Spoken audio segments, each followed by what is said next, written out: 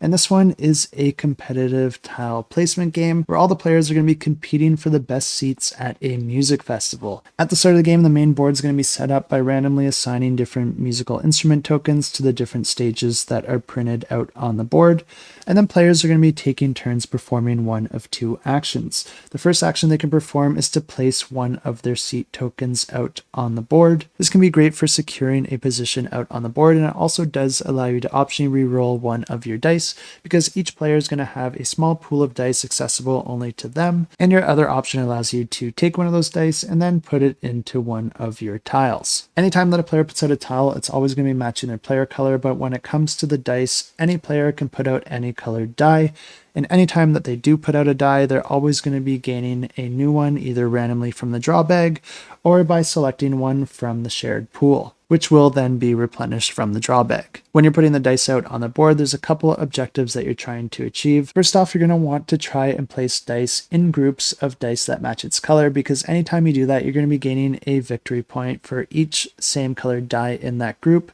that matches the icon of the die that you just placed there. If any point of that group is also touching one of the many stages, then you also want to have the most dice there matching the icon of one of the instruments on that stage. This is because once a stage is completely surrounded, you're going to be scoring for each of the groups that are touching that stage, with the players that have the most dice in that group matching the icon on the stage being the ones to gain the victory points. A really neat twist in this game is that I've only been telling you the rules for the normal tiles, but each player also has access to a limited number of special tiles. And these tiles can allow you to do different things like place 2 tiles at once, place a tile with a die already in it, or even steal a position of another player's tile. But like I said, you only have a limited number of these special tiles, so you really want to make sure that you're getting the most out of them and using them when it is the most beneficial to you. But the game continues like this, with players placing out their tiles and creating those groups of dice, and then the player with the most victory points at the end of the game wins the game.